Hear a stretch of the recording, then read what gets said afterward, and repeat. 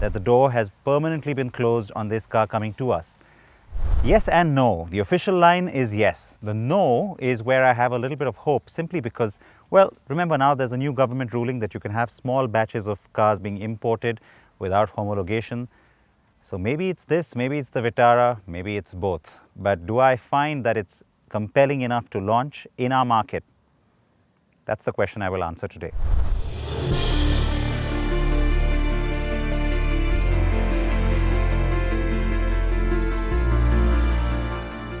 The Jimny has endured over time, gaining in popularity in several markets where it's been sold since 1970 under different names.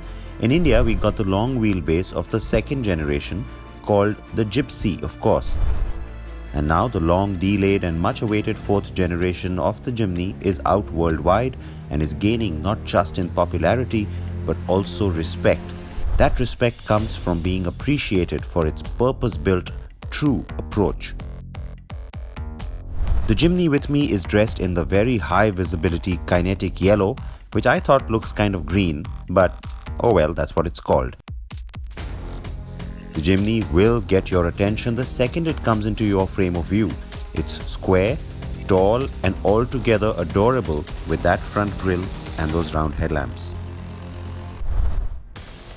The car sits tall, having gotten taller since the last generation. It's also wider and yet is shorter than before, but the front overhang has been reduced to allow for a better approach angle. The looks are very retro, very cute and very sharp. The customary rear door mounted spare wheel is part of this, though you'd better get used to knowing that it's there when you're backing into spaces. Yup, you guessed it, there's no reverse camera or parking sensors. Like its predecessors, the new Suzuki Jimny is also built using a body-on-frame chassis. Step 1 of staying true.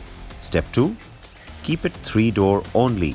And then the crucial next step, a naturally aspirated 1.5-litre petrol mill that churns out 101 bhp and 130 Nm of torque.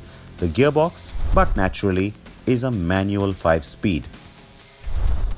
So there's no turbo, no fancy automatic, and the reason? Quite simply to keep the car mechanically as pure as possible and to afford an effective 4x4 performance.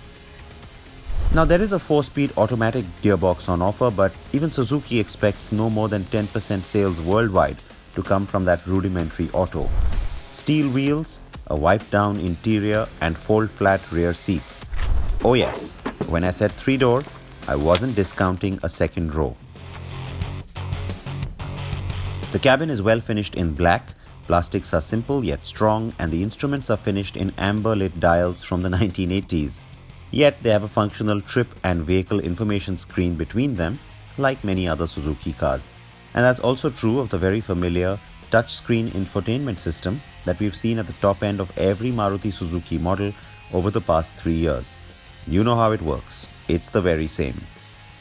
Fold down and slide those front seats to get to the rear of this tiny cabin. Getting in is easier from the passenger side. Now the idea here is for this to be a subcompact off-roader. So space, well, that's not what this cabin is about. Now I've gotten into the back.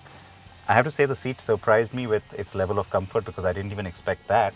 Having said that, you can't really sit back here for too long, and there's hardly any luggage space. As you can see, just for one carry bag as well, we've had to put this seat down so that, our bag fits into the car. So it's not about space, like I said, it's just about being in the driver's seat and having a little bit of a blast.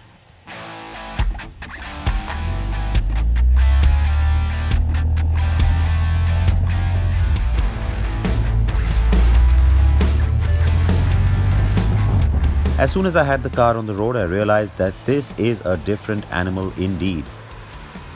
The engine is all too loud, the driving posture all too upright, and the body roll is all too obvious.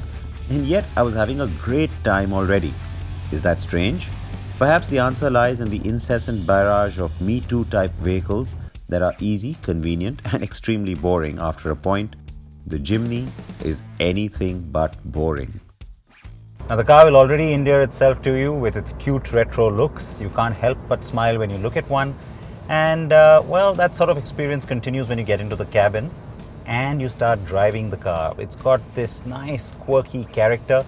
The really short wheelbase gives it a lot of a fun element despite the skinny tires. And yeah, this one's got a stick shift too. So am I having fun? Yes.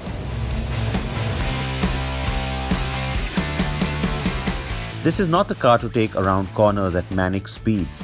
It was a quick fun burst to 80 and then even 100 km per hour. 120 is reasonably smooth, but then it's a struggle to hit 140 km per hour, which is pretty much where it tops off.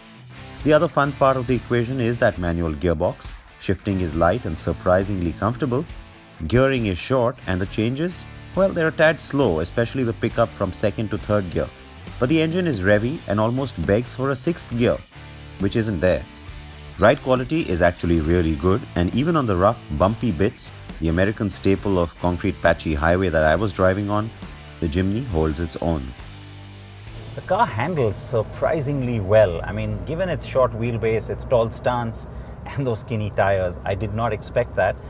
The only thing I would have loved to have seen is a much more precise steering. It's just, it's a little too soft for my liking, but otherwise it's a really fun car to drive. So the Jimny's Achilles heel is the steering. It is slow, too soft, and lacks precision.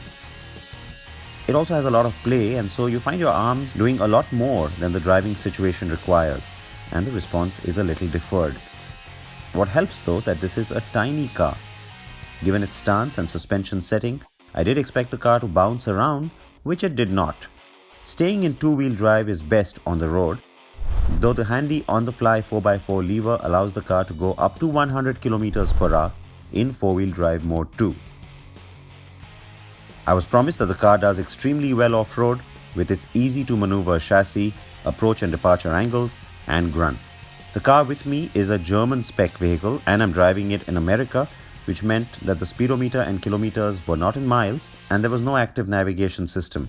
The reason I'm driving the Jimny is because it's been brought to the US for a special opportunity that jurors of the annual World Car Awards are getting to test this year's nominees. So the big question really is, does something like this work for our market? Especially given that the Vitara Brezza is already there. Well, I'll tell you what, the simple short answer to that, yes.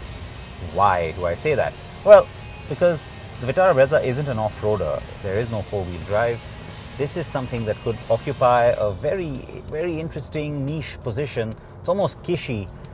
It's almost high-end in that sense, not price-wise, but in terms of positioning. It could be that little jewel in Maruti Suzuki's portfolio.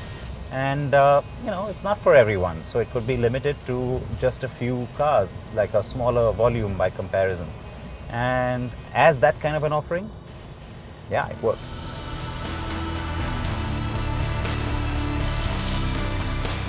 The Jimny could play a brand-shaping role for Maruti Suzuki in India, even though I can see a strong business case to sell even 20,000 of these a year, if priced around 12 to 15 lakh rupees. But given Maruti's always strained production capacity, a flagship import is probably where the Jimny could still do some justice in our market. I would buy the Jimny over the Vitara Brezza, as also over the TUV 300, Nexon, EcoSport, Creta, and dare I say the Duster. Those are all family cars in India, aren't they? The Jimny is not. And no one has dared to go there in India. It's about bloody time someone did.